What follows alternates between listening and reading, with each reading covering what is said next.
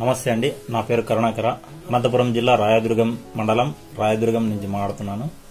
నేను రాయదుర్గంలో 2008లో KTS degree కాలేజీలో degree పూర్తి చేసుకున్నాను.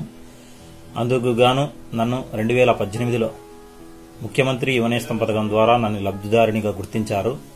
ఇందుకు గాను ఈ ప్రభుత్వానికి మరియు గౌరవనీయులు ముఖ్యమంత్రి వర్యులు శ్రీ నారా చంద్రబాబు నాయుడు గారికి మరియు రాయదుర్గం నియోజకవర్గం శ్రీ కాలువ శ్రీనివాసులు సార్ గారికి ధన్యవాదాలు తెలుపుతున్నాను.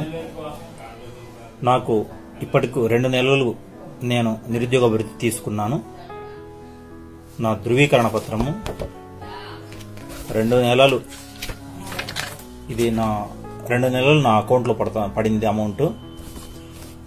ఈ 2000 రూపాయలను నేను జాబ్స్ అప్లై చేసుకోవడానికి రాను పోను ఖర్చులకు ఉపయోగించుకుంటున్నాను. ఎవరి మీద ఆధారపడకుండా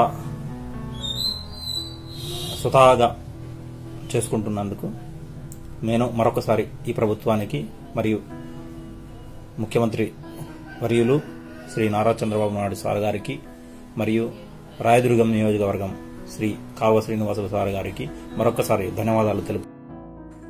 నమస్కారం. నా పేరు కోటిపల్లి నాగేంద్రబాబు. మాది ముమ్మిడివరం నియోజకవర్గం, కాట్రాయనకొండ మండలం.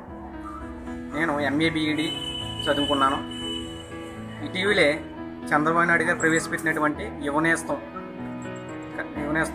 మానంటి నిరుద్యోగులకు ఎంతగానో ఉపయోగపడుతుంది. ఆయన ఇచ్చే 1000 రూపీస్ వల్ల మేము కాంపిటేటివ్ ఎగ్జామ్కి అప్లై చేసుకోవడానికి, కంప్యూటర్ స్కిల్స్ డెవలప్ చేసుకోవడానికి, బుక్స్ కొనుక్కోవడానికి ఈ యువనేస్తం ఎంతగానో మాకు ఉపయోగపడుతుంది. ఇదివరకే ఈ అమౌంట్ కోసం మేము మా పేరెంట్స్ మీద ఆధారపడవలసి వచ్చేది.